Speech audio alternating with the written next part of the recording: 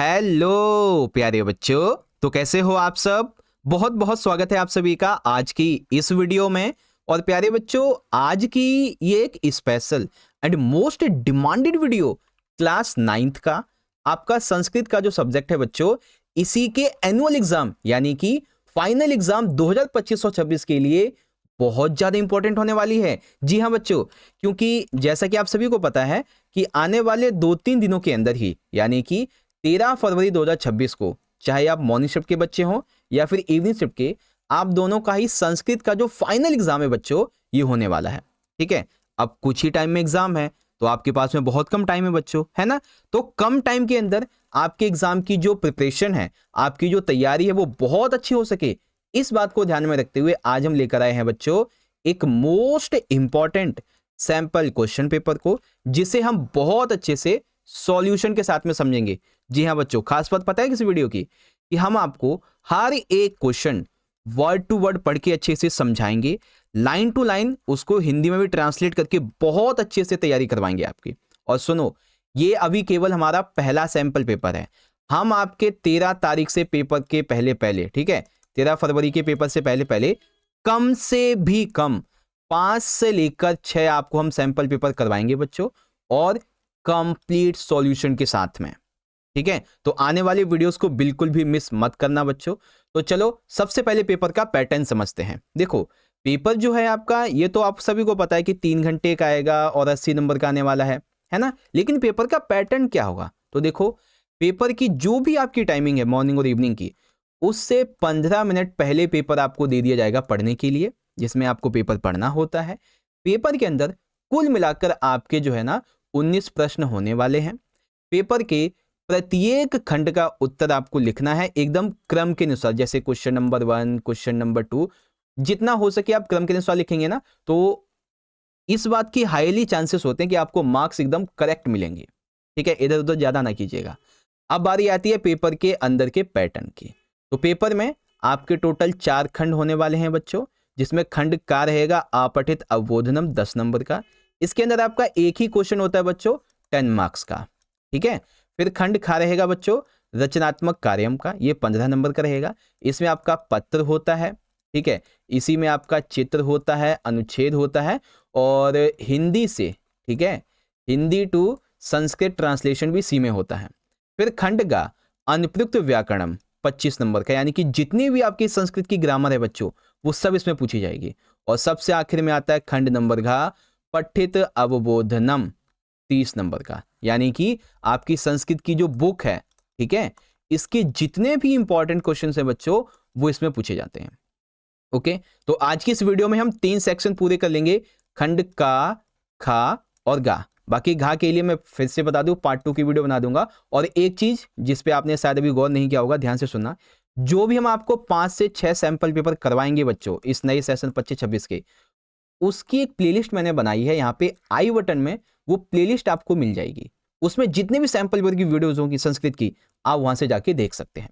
ठीक है, अगर आपको ये वीडियो अच्छी लगती है तो वीडियो को लाइक करें, अपने दोस्तों में जरूर से ज़्यादा शेयर कीजिएगा। कमेंट बॉक्स में आप हमें अपना फीडबैक बता सकते हैं। बाकी चैनल को सब्सक्राइब करके बेल नोटिफिकेशन को ऑल पे सेट कर देना, और इंस्टा पे फॉलो करना चाहो तो कर लीजिएगा। ठीक है, तो चलो बच्चों शुरुआत करते हैं अपने आज के सैंपल पेपर उनके पार्ट 1 की वीडियो को। Are you ready? तो चलो बच्चों शुरू करेंगे। देखेंगे बच्चों, आज के इस पेपर का जो हमारा खंड नंबर का है अपठित बोधनम का 10 नंबर का, वो यहां से शुरुआत हो जाता है। ठीक है, अब देखो बच्चों, हमारा सबसे पहला प्रश्न यहां से शुरू हो चुका है। इसमें क्या लिखा है बच्चों कि अधोलिखितम अनुच्छेदम पठित्वा प्रदत्त प्रश्नानाम उत्तराणी संस्कृतेन लिखत। तो हमें ये पूरा पढ़ना है। ठीक है, फिर इससे संबंधित देखो हमसे ये प्रश्न पूछे जाएंगे और इसका आंसर करना है। ठीक है, तो यहाँ तो देखो भाई, ये ना आपका संस्कृत में है, इसे मैंने यहाँ पे हिंदी में भी लिख रखा है, और इसके जो आंसर हैं वो भी मैंने बहुत अच्छी से सजाए हुए, अच्छे से आपको समझाने के लिए। ठीक है, तो सारे बच्चे इसको पढ़ें एक बार। आप ना देखो, मेरे साथ मिलके इसकी प्रैक्टिस करो। ठीक है, ऑफिशियल एग्जाम से पहले मेरे साथ प्रैक्टिस करो आप लोग इसकी। ठीक है, चलो शुरू करते हैं। देखो क्या लिखा हुआ है, एकदह भोजः नाम नृपः आसीत्। एक समय की बात है कि एक भोज नाम का राजा था। प्रजापालने अति कुशलः सह स्नेहेन प्रजा अपालयत, यानी कि वह लोगों का शासन करने में बहुत ही कुशल था और वो उनसे स्नेहपूर्वक शासन करता था। परम लेकिन नृपस्य पुत्रः मूर्खः अशिक्षितः गुणहीनः च आसन। राजा के जो बच्चे थे ना, पुत्र थे, वो मूर्ख थे, अशिक्षित थे, गुणहीन थे। ठीक है। एतस्मात् कारणात् राजा अतीव चिंताकुलः आसीत्। इसी वजह से राजा बहुत ज्यादा चिंतित रहता था हमेशा। किम करोमि, राजा सोचता था मैं क्या करूं। कथम एतान मम विद्याहीन पुत्रान सर्वगुण संपन्नान करोमि। वो ये सोचता था क्या कोई ऐसा है जो मेरे पुत्रों को सर्वगुण संपन्न कर सकता है। इति विचिन्त्य सह अग्रिमे दिवसे राजसभायाम आगत्य अघोष्यति। और अगले ही दिन उन्होंने राजसभा में एक घोषणा की। क्या की? अस्ति करिश्च विद्यान पंडितः यह मम मूर्ख पुत्रान नीति निपुणान कर्तुम समर्थ भवेति। क्या कोई ऐसा विद्वान, कोई ऐसा पंडित है जो मेरे मूर्ख पुत्रों को नीति निपुणवान गुणवान शिक्षित कर सके। एतेत अकर्ण्य देवदत्त नाम पंडितः किंचित विचार्य नृपम भोजम उत्साहपूर्वकम आवदत। ठीक है। एक देवदत्त नाम का जो पंडित था, वो थोड़ा सा ना सोच विचार करके वो राजा के सामने आया उत्साहपूर्वक। उसने कहा, महाराजा अहम एतान राजकुमारान नीति शास्त्रेषु निपुणान कर्तु, यानी कि समर्थेष्मि, यानी कि मैं आपके बेटों को, राजकुमारों को नीति शास्त्र में निपुण करूंगा, मैं इसमें समर्थ हूं। ठीक है। ततः ते राजकुमारः विद्यालभ्य देवदत्त पंडितेन सह आगच्छन्। और जो देवदत्त पंडित था ना, जो कह रहा था कि मैं नीति निपुण बना दूंगा, उनके साथ में वो राजकुमार थे, वो आ गए। ठीक है। अपंडितः पशु पक्षी जंतुनान कथामि तेषम राजपुत्राणाम मनोरंजनम कुर्वन् सरलताया तेभ्य नीति शास्त्र ज्ञानम अशिक्षति। यानी कि क्या नाम है, एक विद्वान, मतलब उसे ले गए। ठीक है। एक विद्वान अपने राजकुमारों का मनोरंजन पशु पक्षी जानवरों की कहानियों से करता था। और उन्हीं कहानियों से, जैसे पंचतंत्र की कहानियां होती थी ना पहले, पंचतंत्र की, वैसे ही वो भी उनको नैतिक शिक्षा देते थे। ततः आरभ्य ते राजपुत्र सकल शास्त्र संपन्ना नीति शास्त्र निपुणा च अभवन। अब वे राजकुमार सभी शास्त्रों में संपन्न हो चुके थे, नीति शास्त्र के विशेषज्ञ बन चुके थे। ठीक है। अगर कोई बच्चा इसका हिंदी मीडियम में ट्रांसलेशन देखना चाहे तो ये रहा आपको। देखो, मैंने पता है क्या बोला था आपसे कि आपको ना एक एक शब्द, एक एक लाइन पढ़ के समझाऊंगा, जिससे कि आपको लगे कि हाँ, संस्कृत के पेपर के लिए आपकी प्रैक्टिस अच्छी हुई है। ठीक है। चलो बच्चों, यहाँ पे हम क्वेश्चन देखेंगे। मैंने क्वेश्चन के आंसर लिखे रखे हैं, बिल्कुल चिंता मत करो। एक पद में उत्तर देने हैं, केवल प्रश्न 2 एक नंबर के, वैसे 3 है, एक करना है। तो क्वेश्चन क्या है बच्चों? नृपस्य नाम किम आसीत। जो राजा है बच्चों, इसका क्या नाम है? अभी हमने पढ़ा था बच्चों, राजा का नाम है भोज। राजा का क्या नाम है? भोज नाम है। प्रजा पालने राजा कीदृश आसीति। प्रजा को पालने वाला जो राजा है वो कैसा है बच्चों? तो वो कैसा है? अति कुशल। ठीक है। कैसा है? अति कुशल है और स्नेह वाला है। ठीक है। ये मूर्खः अशिक्षिता गुणहीन च आसन। कौन मूर्ख है, कौन अशिक्षित है, कौन गुणहीन है बच्चों? तो अभी हमने पढ़ा था, कौन है? नृपस्य पुत्रः, यानी कि राजा के पुत्र। ठीक है। अब ये 3 क्वेश्चन थे हमारे। इन तीनों क्वेश्चन का आंसर यहाँ पे देख लीजिए बच्चों। पहले का आंसर भोज है, दूसरे का अति कुशल है, तीसरा पुत्र है। राजा का नाम भोज था, राजा प्रजा पालन में अति कुशल था, राजा के पुत्र मूर्ख अशिक्षित और गुणहीन थे। देखो, आंसर मैंने कहाँ से, किस लाइन से निकाला है, वो भी यहाँ पे मैंने लिख दिया है, ताकि कोई भी डाउट ना रहे कि सर ये आंसर थोड़ा मिस्टेक हो सकता है इसमें, है ना। पूरा 110% आपको मैं सिक्योर आंसर दे रहा हूँ। ओके, चलो अब इसी का देखते हैं अगले वाले क्वेश्चन।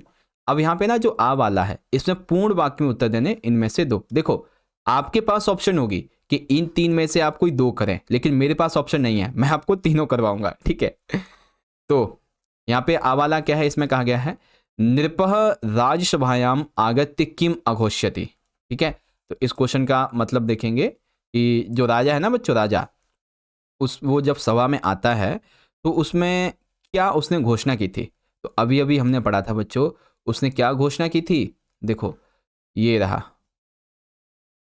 कि अस्ति कश्चिद विद्वान पंडिता या मम मूर्ख पुत्राणि नीति निपुणान कर्तु समर्थ भवेतु, है ना। ये कहा था उसने। क्या कहा था? इसका मतलब उसने राज्यसभा में घोषणा की थी, क्या कोई ऐसा विद्वान है जो उसके पुत्रों को नीति में निपुण बना सके। ठीक है। तो देखो बच्चों, ये रहा आपका पहले क्वेश्चन का आंसर यहाँ पे, है ना। फिर इसमें दूसरा क्वेश्चन हमारा ये है बच्चों कि देवदत्त केन प्रकारेण राजकुमार अशिक्षति, यानी कि देवदत्त ने राजकुमार को, जो राजकुमार थे उनको किस प्रकार से पढ़ाया। तो अभी हमने पढ़ा था बच्चों, उसे जो है राजकुमार को शास्त्र ज्ञान में पढ़ाया, है ना। देवदत्त पंडित ने पशु पक्षियों की कथाओं के द्वारा सरलता से उसे नीति शास्त्र का ज्ञान दिया, है ना, इस तरीके से। अब देखो बच्चों, ये जो तीसरा क्वेश्चन है, ठीक है, इस क्वेश्चन का आंसर आप प्रैक्टिस करो, ठीक है। इस क्वेश्चन का आंसर यहाँ पे आप ढूंढो क्या होगा इसमें से, और फिर देखो प्रैक्टिस करो आपका क्या आंसर निकलता है इसका, ठीक है। चलो, अब अगला क्वेश्चन है कि आपने जो अनुच्छेद पढ़ा है बच्चों, इसका शीर्षक क्या होगा, संस्कृत में लिखिए। तो मेरे हिसाब से इसका शीर्षक होना चाहिए नैतिक शिक्षा, शिक्षा का महत्व, या फिर राजा के पुत्र, इस तरीके से, ठीक है। तो इसका जो मेन हमारा टॉपिक होगा, मेन जो आंसर होगा वो रहेगा नीति शिक्षा का महत्व। क्या? नीति शिक्षा का महत्व, ठीक है, नीति शिक्षा या महत्वम, ये हमारा आंसर है, ठीक है। अब देखेंगे बच्चों अगले क्वेश्चंस को। तो अब हमारे ना एमसीक्यू क्वेश्चन है, देखो, यथा निर्देशम उत्तरत, केवल प्रश्न त्रयम, 3 के आंसर करने एक नंबर में। तो चलो बच्चों, तीनों के आंसर करते हैं अच्छे तरीके से, कोई डाउट नहीं होगा, है ना। चलो, अब यहाँ पे हमारा ये वाला यथा निर्देशम उत्तरत केवल प्रश्न त्रयम, देखो क्या कहा गया है, आसन इति क्रियापदस्य कर्तपदम किम। इसका मतलब क्या है सर? देखो, जो ये जितनी भी चीजें हैं ना, मैं आपको सब अच्छे से समझाऊंगा। जैसे कि आसन, आसन का मतलब हो गया थे, तो इति क्रियापदस्य कृत पदम किम, तो यहाँ पे थे के लिए कौन सा शब्द उपयोग किया गया है, ठीक है। तो आंसर देखेंगे, थे यानी कि पुत्र, आसन जो क्रियापद का करता है वो कौन है? पुत्र है बच्चों, ठीक है। इसमें आंसर क्या होगा इसका? पुत्र होगा। उसके बाद शह अग्रिमे दिवसे राजसभायाम आगत्य अघोषित, क्या? इसमें जो अत्र है, अत्र सा सर्वनाम पदम कस्मिन् प्रयुक्तम, ठीक है, जो सर्वनाम पद है वो किसमें प्रयुक्त किया गया है?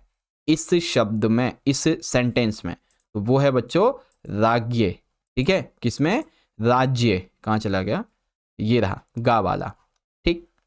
तीसरा देखेंगे बच्चों, तीसरा है निरपश्य पुत्रः गुणहीनः आसन अत्र विशिष्य पदम किम, ठीक है। तो यहाँ पे जो राजा है ना, उसके पुत्र बहुत ही क्या नाम है, सद्गुण से रहित थे, यानी कि उनमें गुण नहीं थे, गुणहीन थे। तो इसमें क्या विशेषण है बच्चों, ठीक है, किसका विशेषण यहाँ पे बताया गया है? तो विशेषण कौन है बच्चों? पुत्र का विशेषण है यहाँ पे, ठीक है। किसका है? पुत्र का है, क्योंकि पुत्र ही तो थे जो गुणहीन नहीं थे। शिक्षिता इति पदस्य कृते किम विलोम पदम प्रयुक्तम, तो इसमें जो है ना, इसका विलोम पद क्या होगा? शिक्षिता यानी कि पढ़ा हुआ, और गुणहीन यानी कि ये तो बिना गुण का होता है, लेकिन हाँ एक शिक्षिता जो पढ़ा लिखा ना हो, है ना, ये इसका विलोम पद है। देखेंगे ये रहा आपका इस तरीके से। ओके, तो हमारा पहला क्वेश्चन हो गया बच्चों। पहला क्वेश्चन हमने पिछले 11 से 12 मिनट में पूरा कर लिया है, और आशा करता हूं आपकी प्रैक्टिस अच्छी हुई होगी। चलो, अब देखते हैं अपना खंड नंबर खा, ठीक है। अब सारे बच्चे खंड नंबर खा को देखेंगे। इसमें क्या करना है, इसमें हमें जो देखो खंड खा बेसिकली रचनात्मक कार्य से संबंधित है, 15 नंबर का, ओके। जिसमें प्रश्न नंबर 2 क्या है, भवतः नाम दीपकः, आपका नाम क्या है बच्चों? आपका नाम दीपक है। नवमी कक्षायाम पठन्ति या पठति, आप 9वीं कक्षा में पढ़ते हैं। वित्तकोशस्य दोषकारेण अस्य वर्षस्य छात्रवृत्ति भवान ना प्राप्तवान, यानी कि बैंक के द्वारा जो है ना छात्रवृत्ति आपको नहीं मिली है, ठीक है। तो मतलब जो छात्रवृत्ति थी बच्चों, वो आपको नहीं मिली इस बार आपके स्कूल से।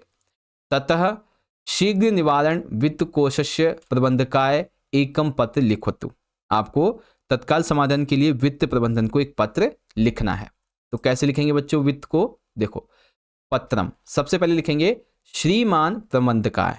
वित्त कोश, अगर बैंक का नाम दिया है तो बैंक का नाम लिख देंगे, नहीं दिया है तो आप लिख देंगे ABCD बैंक, मतलब काखगा बैंक, इस तरीके से। वित्त कोश दिल्ली, विषय क्या है? छात्रवृत्ति शीघ्र निवारणार्थ निवेदनम, ठीक है, यानी कि जो हमारा क्या नाम है,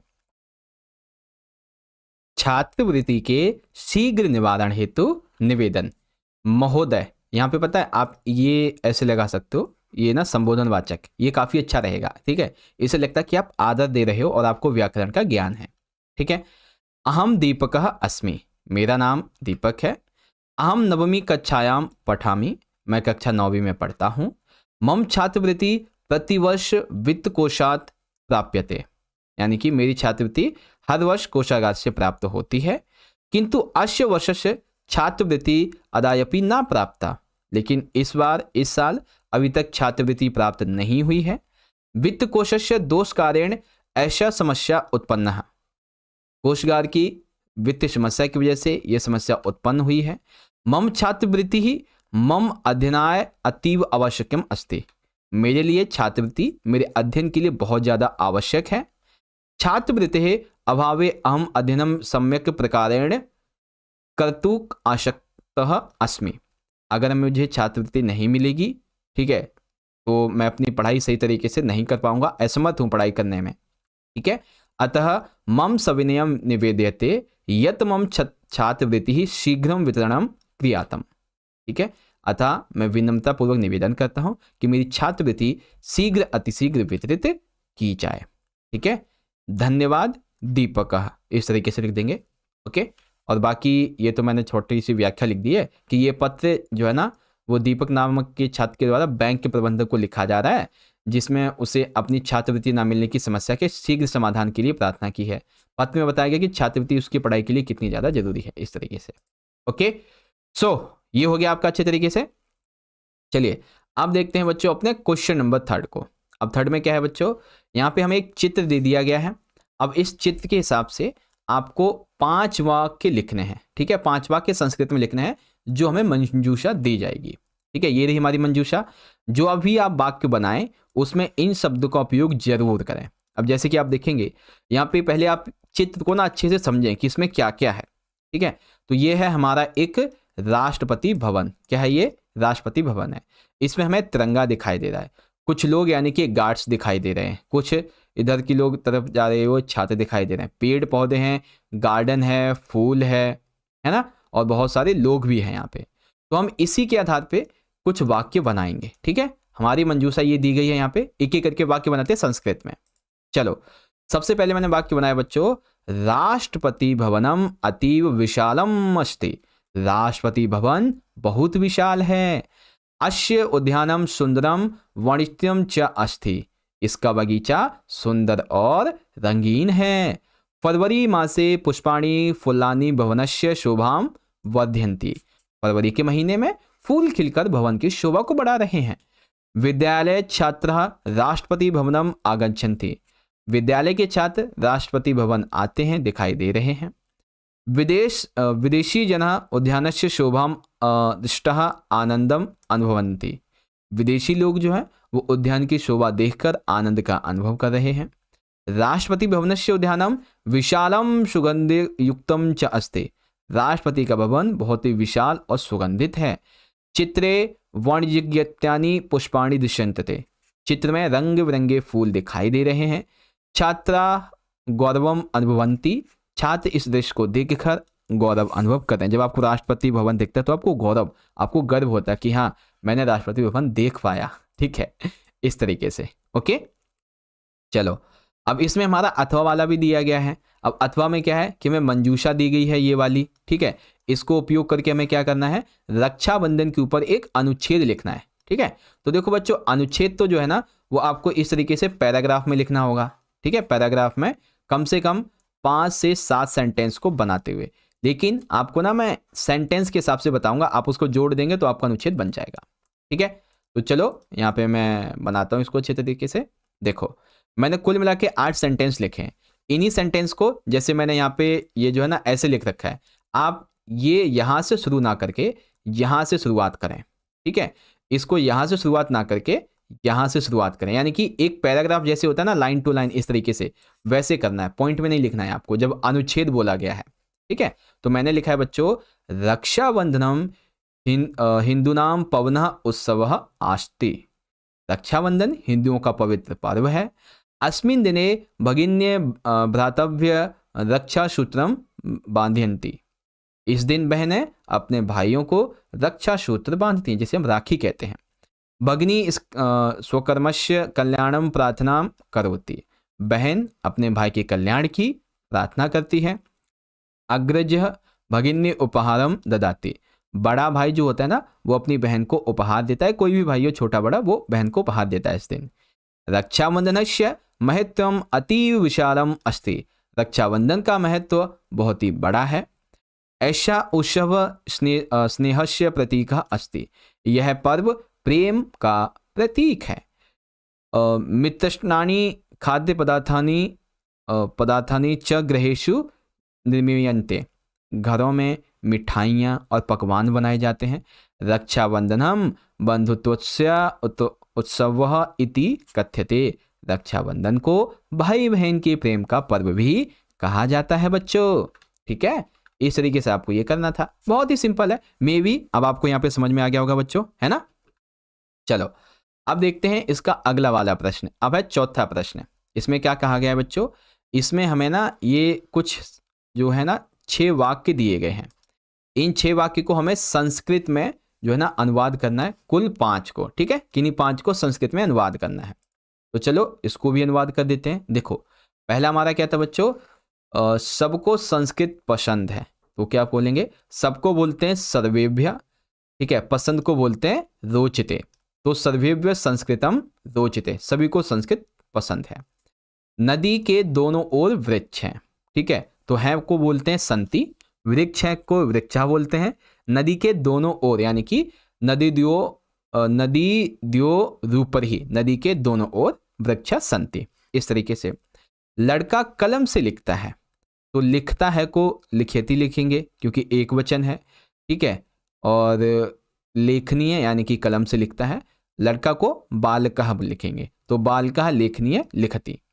सेवक ने अपना कार्य किया। ठीक है, तो सेवक को हम सेवकः बोलते हैं, और अपना कार्य किया यानी कि स्व कार्यम, और किया यानी कि अकरोत्, तो सेवकः स्व कार्यम अकरोत्। मैं हमेशा सच बोलता हूँ, अहम सदा सत्यम भाषे। ठीक है, मैं हमेशा सत्य बोलता हूँ। संस्कृत दुनिया की सबसे पुरानी भाषा है, संस्कृतम प्राचीनतम भाषा अस्ति, इस तरीके से आप लिखेंगे। ठीक है, तो बच्चों अभी तक के देखो मैंने आपको जो है ना आपके 2 खंड पूरे समझा दिए। ठीक है, आपका खंड का भी समझा दिया और खंड नंबर खा भी समझा दिया। अब हम गा वाले को समझने वाले बच्चों। ठीक है, सो आर यू गाइस रेडी, शुरुआत करें बच्चों। तो चलिए खंड नंबर गा को समझेंगे। ठीक है, अब देखो बच्चों खंड नंबर जो गा है हमारा, ये व्याकरण का है 25 नंबर का, जिसमें से क्वेश्चन 5 क्या है बच्चों कि अधोलिखितानाम पदानाम संधिम संधि विच्छेदम व कुरत, यानी कि एक तो आपको संधि बनानी है और संधि विच्छेद करना होगा, शब्दों को जोड़ना है, शब्दों को तोड़ना है संधि के मामले में। जैसे कि नर प्लस उत्तमः, सदैव, नौ इकः, नी प्लस आवसत, कालिंद आत्मजा, इस तरीके से, है ना। तो चलो इसका आंसर देखते हैं कैसे लिखेंगे। देखो सबसे पहले तो हमारा जो नर प्लस में उत्तम दिया हुआ है, इसका संधि क्या बनेगा, नरोत्तमः, क्या बनेगा, नरोत्तम। अब हमें सदैव दिया गया बच्चों, तो सदैव का संधि विच्छेद क्या करेंगे, सदा प्लस में एव, क्या करेंगे बच्चों, सदा प्लस में एव। ठीक है, और हमें क्या क्या दिया गया था बच्चों, नौ इक और नी अवसत और ये वाला। ठीक है, तो 9 1 दिया गया है। ठीक है, यहाँ पे थोड़ा मिस्टेक है बच्चों। ठीक है, 9 1 दिया गया है, तो 9 का हो जाएगा, और यहाँ पे जो है ना 9 इक दे रखा है, इक दे रखा है, दैट इज वाई ये थोड़ा सा मिस्टेक हो गया यहाँ पे। तो ये दूसरा हमने शब्द उठा लिया। नी प्लस अवसत, इसका मतलब हो जाएगा न्यवसत। ठीक है, कालिंद जो हमारा कालिंदा आत्माजा दिया हुआ है, ये कालिंदा प्लस में आत्माजा, इस तरीके से हो जाएगा। इसमें हमारी दीर्घ संधि है, इसमें दीर्घ संधि, इसमें गुण संधि, इसमें व्यंजन की प्रासरण संधि और इसमें स्वर की दीर्घ संधि, इस तरीके से। ठीक है, तो संधि विच्छेद आपको इस तरीके से करना है। चलो प्रश्न नंबर 6 देखेंगे। अब सारे बच्चे ना जो भी इस वीडियो को देख रहे हैं, सारे बच्चे प्रश्न नंबर 6 के क्वेश्चन के आंसर को अपने मन ही मन सोचें। पहले मैं आपको बताऊंगा ये है क्या, फिर आप मुझे बताना कि इसमें क्या आएगा। आपको ना उचित शब्द का रूप चुन के आंसर लिखना है। ठीक है, उचित शब्द का रूप चुनकर आपको इसका आंसर लिखना है।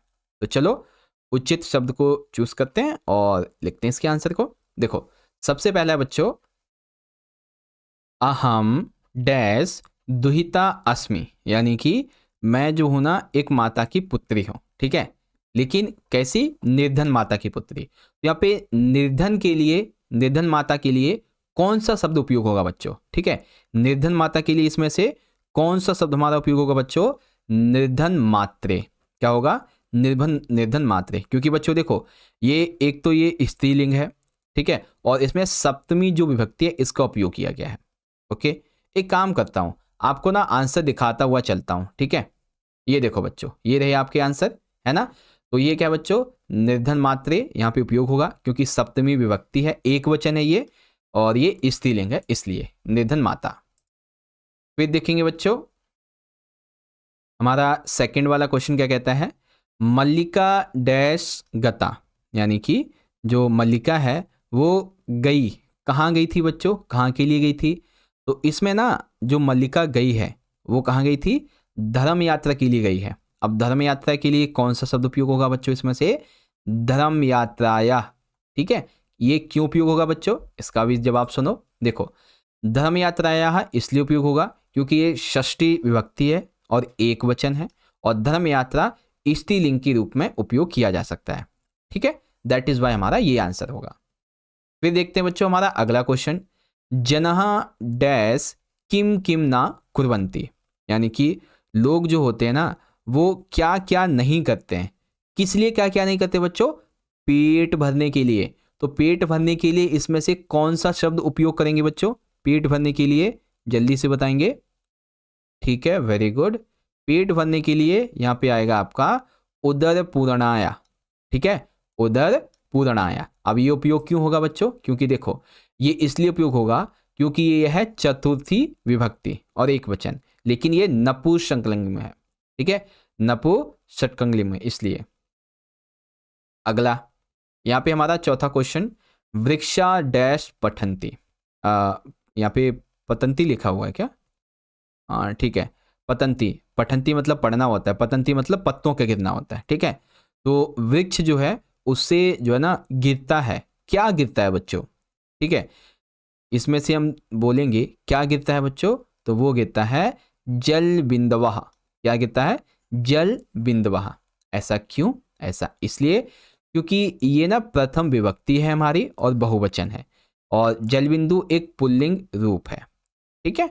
और सबसे आखिर में आ जाएगा बच्चों हमारा ये आठवां वाला, मतलब आठ, इसका जो है ना पितरी अत्र का विभक्ति, जो पिता में श्रद्धा रखनी चाहिए, ठीक है। तो इसमें कौन सी विभक्ति है? प्रथम है, षष्ठी, सप्तमी या तृतीय? कौन सी विभक्ति है बच्चों? इसमें पितरी में जो विभक्ति है वो है सप्तमी। कौन सी? सप्तमी है। पित शब्दस्य रूपम। ओके, इन सभी का मतलब हिंदी मीडियम में आप चाहें तो यहाँ पे देख सकते हैं। मैं निर्धन माता की पुत्री हूँ, मल्लिका धर्म यात्रा के लिए गई, लोग पेट भरने के लिए क्या क्या नहीं करते, वृक्ष से जल की बूंदें गिरती हैं, पिता में श्रद्धा रखनी चाहिए, ठीक है, इस तरीके से। चलिए आप देखते हैं बच्चों क्वेश्चन नंबर हमारा 7। इसमें भी हमारे एमसीक्यू वाले क्वेश्चन है। सारे बच्चे एमसीक्यू क्वेश्चन का आंसर करते चलेंगे अपने मन ही मन में या सोचते चलेंगे। अब यहाँ पे प्रश्न 7, आपको उचित धातु रूप को चुनकर रिक्त स्थान की पूर्ति करनी है किन्हीं 4 प्रश्नों की, ठीक है। उचित धातु रूप यहाँ पे उपयोग करना है आपको, जैसे कि देखो, सर्वे सुखिनः डैश, यानी कि सभी लोग सुखी हैं। तो यहाँ पे सर्वे सुखिनः के बाद में क्या आएगा बच्चों? यहाँ पे आएगा बच्चों फटाफट से, सभी लोग सुखी हैं। तो यहाँ पे देखो सभी क्या है? बहुवचन है, और बहुवचन के लिए क्या आता है बच्चों? भवन्तु। क्या आएगा? भवन्तु, ठीक है। अभी आपको मैं सारे आंसर बताऊंगा, चिंता मत करो, ठीक है। जैसे कि हमारा पहला वाला है, भवन्तु आएगा यहाँ पे, क्योंकि ये हमारा जो है ना प्रथम बहुवचन है इसलिए, और भू हमारा धातु का रूप हो जाएगा, दैट इज वाई, ठीक है, इसलिए। अब बच्चों, गम धातु लोट लकारे उत्तम पुरुष बहुवचनम बहुवचन रूप अस्ति, यानी कि हम विद्यालय जाते हैं, इसमें बहुवचन क्या आएगा बच्चों? ठीक है, इसमें जो बहुवचन है बच्चों ये क्या आएगा? जल्दी से देखेंगे कौन सा बहुवचन हमारा इसमें आएगा। वो आएगा गच्छाम, ठीक है। क्या आएगा? गच्छाम। ऐसा क्यों बच्चों? क्योंकि देखो गच्छाम जो है ना ये उत्तम पुरुष बहुवचन है और गम हमारा धातु का रूप है, इसलिए, ठीक है। तीसरा, त्वम ह्य कुत्रः, तुम कल कहाँ गए थे। अब गए थे, इसके लिए क्या शब्द उपयोग होगा बच्चों? पास्ट के लिए। तो पास्ट के लिए यहाँ पे देखेंगे उपयोग होगा अगच्छः, ठीक है। मध्यम पुरुष एकवचन, गम धातु का उपयोग है, यहाँ पे धातु का रूप है बच्चों आगच्छः। ओके, अगला देखेंगे बच्चों, यहाँ पे ये हो जाएगा ना का वाला, वयम श्वः प्रातः संस्कृतम, यानी कि हम कल संस्कृत पढ़ेंगे सुबह सुबह। तो यहाँ पे बच्चों पढ़ेंगे हम, मतलब कि हम कल सुबह जो है ना संस्कृत पढ़ेंगे। तो इसमें क्या आएगा बच्चों, पठिष्यामः। क्या आएगा, पठिष्यामः। क्यों आएगा बच्चों ये वाला, क्योंकि देखो इसमें जो है ना उत्तम पुरुष बहुवचन है, ठीक है, और पठ धातु का रूप है इसलिए। और सबसे आखिर में ता महिला मालाम, ठीक है, वे महिलाएं माला बनाती हैं। अब बनाती हैं इसके लिए क्या आएगा बच्चों, रचयंती, ठीक है, बनाती हैं रचयंती, ठीक है, रचयंती। प्रथम बहुवचन क्या नाम है, बहुवचन है ये हमारा, रच धातु का रूप है, ठीक है। देख सकते हैं सभी लोग खुश हैं, हम विद्यालय जाते हैं, तुम कल कहाँ गए थे, हम कल संस्कृत पढ़ेंगे, वे महिलाएं माला बनाती हैं, इस तरीके से, ठीक है बच्चों। तो हमारा यहाँ पे क्वेश्चन 7 भी कंप्लीट हो गया। चलिए अगला देखेंगे, क्वेश्चन नंबर है हमारा 8। अब देखते हैं बच्चों क्वेश्चन 8 में हमसे क्या पूछा गया है।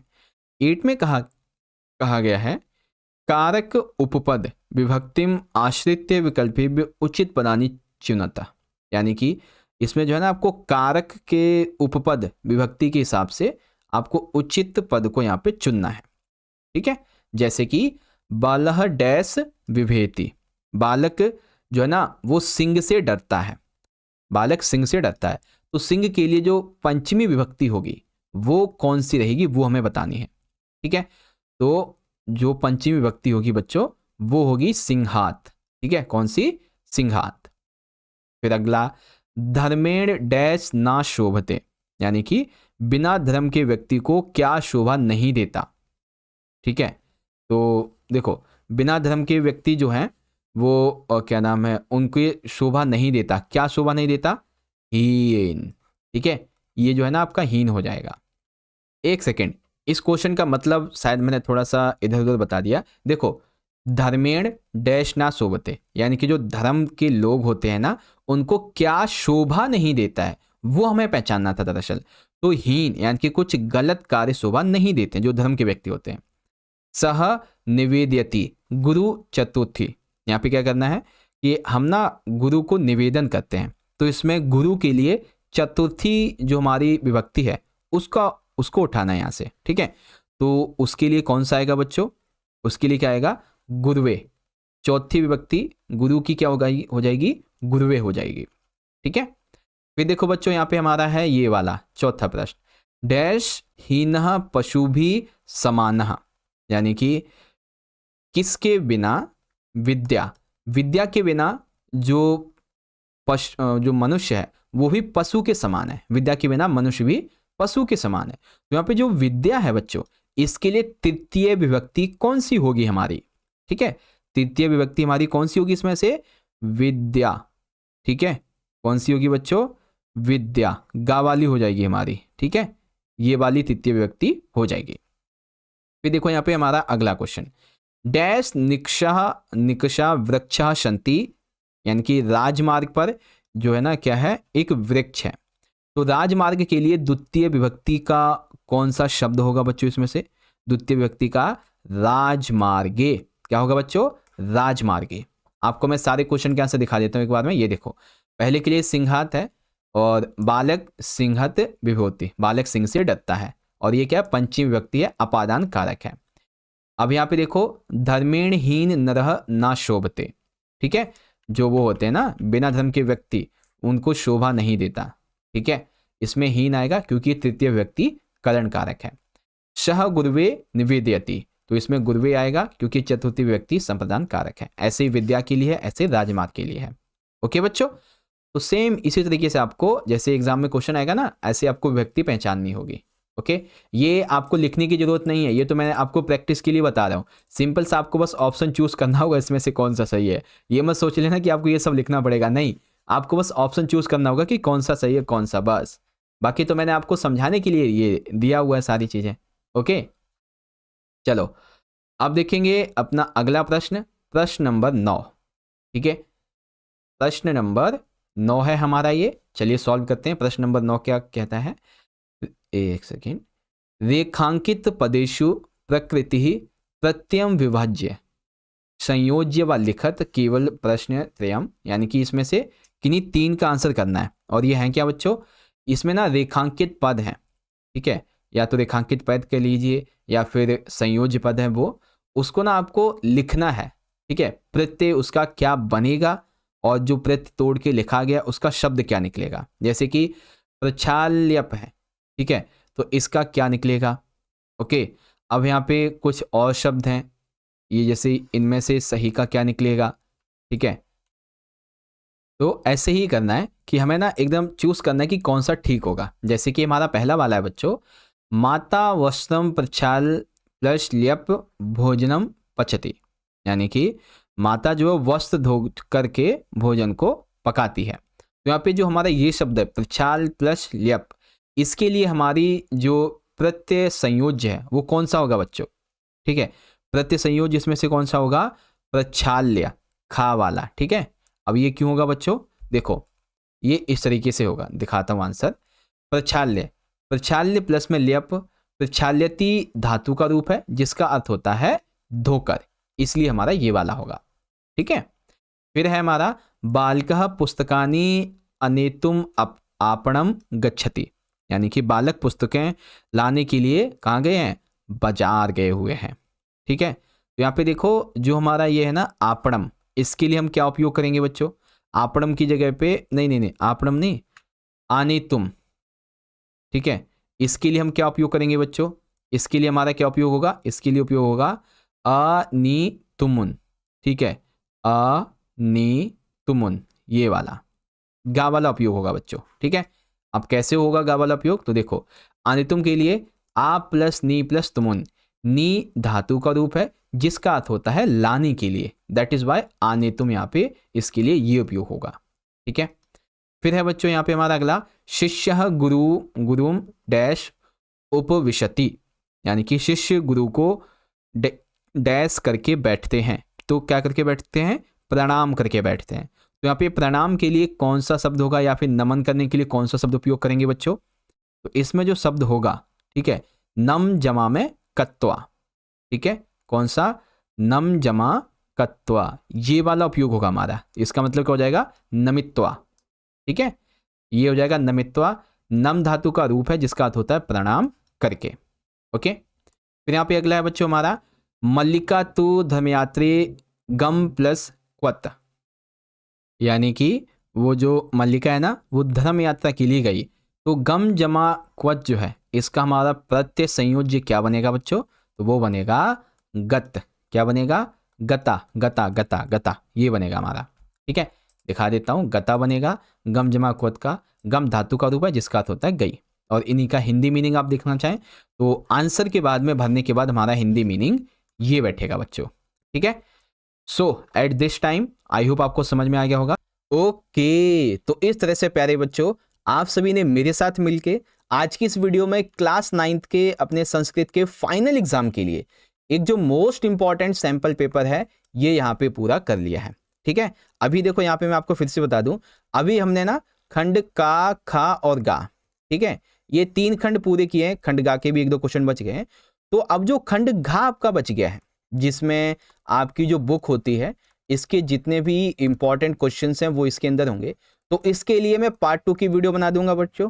पार्ट 2 की वीडियो का लिंक आपको वीडियो के डिस्क्रिप्शन बॉक्स में मिल जाएगा, ठीक है। और एक जरूरी सूचना, जो भी हम आपको 5 से 6 सैंपल पेपर करवा रहे हैं संस्कृत के फाइनल एग्जाम के लिए, उसकी मैंने प्लेलिस्ट बना दी है, यहाँ पर आई बटन में आपको वो प्लेलिस्ट मिल जाएगी जिसमें सारे सैंपल पेपर की वीडियोस मिलेंगे, तो आप जाके वहां से उसे जरूर देख लीजिएगा।